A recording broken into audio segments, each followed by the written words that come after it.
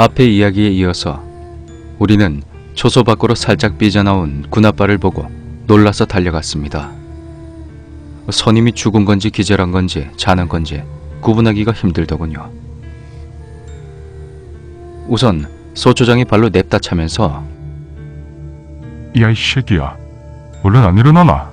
이 새끼 귀 아파 쳐 빠져가지고 다들 미쳤나 이것들이. 소초장이 화가 머리끝까지 났나 봅니다. 그러자 선임은 벌떡 일어나더니 약간 겁에 질린 듯한 표정을 지었습니다. 소초장이 선임을 다그쳐서 무슨 일이 있었냐고 물어보니까 얘기를 시작하는데 우리 셋이서 이상한 일을 겪는 동안 이 선임은 혼자 초소에 남아 심장마비 걸릴 뻔한 일을 겪었던 것입니다. 선임의 말로는 멀리 숲을 쪽에서 우리들이 오고 있더랍니다. 후레쉬를 자기 쪽이 비추고 있어서 얼굴은 보이지 않았지만 4명이었으니까 인원수도 맞고 올 때까지 기다렸는데 오다가 갑자기 후레쉬를 끄더라는 겁니다. 그런데 분명히 금방 와야 할 사람들이 안 보였다는 것입니다. 밝은 빛을 보다가 갑자기 어두워져서 안 보이나 싶었는데 아무리 기다려도 코앞에서 걸어오던 사람들이 안 왔다는 것입니다.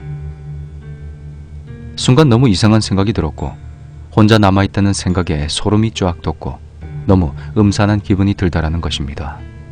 그런데 진입로 쪽에서 이상한 소리가 들리는 겁니다. 슥슥 하는 뭔가가 질질 끌며 다가오는 소리가 들려왔는데 약간 축축한 기분? 그러니까 옷이 모두 젖어서 출석출석하는 소리.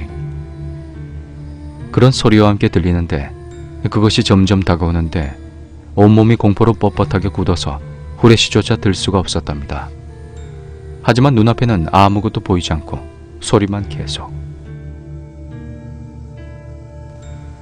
그러다가 바로 앞에서 소리가 멈췄고 잠시 동안 조용해진 것입니다.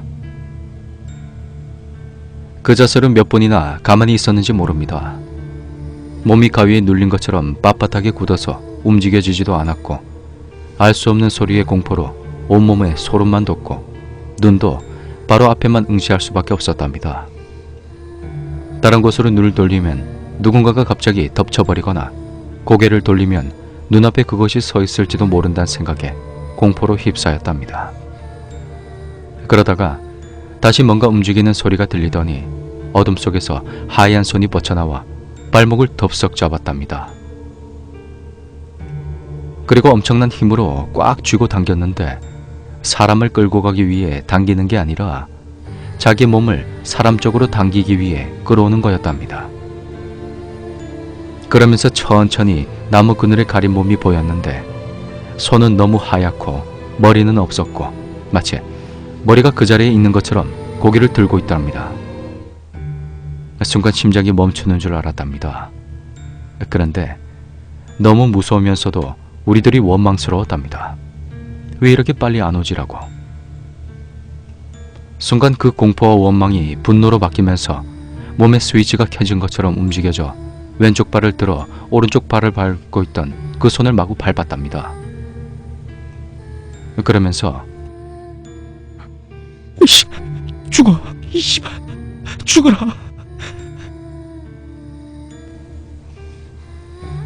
이러면서 손이고 얼굴이고 마구 밟았는데 아무런 반응이 없다라는 겁니다.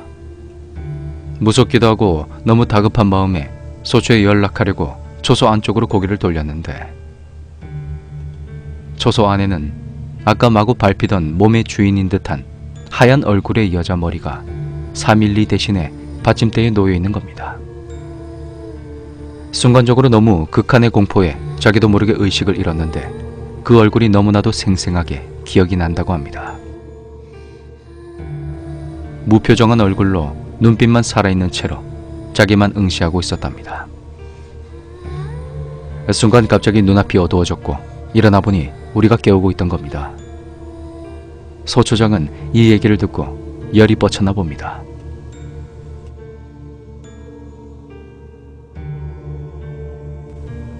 결국 우리는 군기가 빠졌다는 이유로 소초에 돌아오자마자 조그만 소초 연병장에서 소초장에 의해 몇 시간 동안이나 기합을 받았습니다. 원산폭교, 깍지 끼고 엎드려 버쳐, 한강대교, 어깨동무하고 앉았다 일어나 200회 등등. 얼마나 기합이 빠졌으면 그 상황도 못 견디고 있냐고. 그놈들을 잡아 조지지는 못하고 자꾸 그런 상황에 처해지는 우리가 원망스럽기도 했나 봅니다. 아무튼 우리는 근무 철수 후 잠도 자지 못하고 계속 구르다가 아닌 새벽에 샤워를 좀 한 후 침상에 들어간 게 5시쯤. 기상이 6시 반. 총 기상 15분 전을 부르니까 실제로 잘 수 있는 시간은 1시간 15분 정도밖에 안 됐는데 기압을 너무 많이 받아 몸이 너무나도 피곤했는지 우린 침상으로 들어가자마자 골아떨어지게 되었습니다. 다행히 해안방어 때는 근무자를 위해 오침이 있으니 세상 모르게 잠들었다가 점심때쯤에야 깨어날 수가 있었죠. 우리 전 근무자인 선임이 우리를 깨우지 말라고 얘기를 해둬서 덕분에 피곤함을 달랠 수가 있었습니다. 그 선임도 자기가 막내를 찾으러 수풀을 헤치고 돌아다닐 때 발목을 잡던 누군가가 초소에 나타난 그 하얀 손의 귀신과 동일 인물일 거라고 짐작을 했었나 봅니다. 다만 초소에서 그 얘기를 듣고 또 나타날까봐 제대로 근무가 설 수가 없었다고. 제 오장 근무자를 살짝 갈구던 게 기억이 나네요. 야, 이 새끼야. 니 때문에 근무 쓸 때 집중이 안 되잖아. 아무튼 들은 이야기지만 다시는 그 초소에 들어가기 싫을 정도였습니다. 그렇지만 병들은 어쩔 수 있나요? 까라면 까야죠. 앞으로도 계속 그 초소에서 근무를 설 수밖에 없었습니다.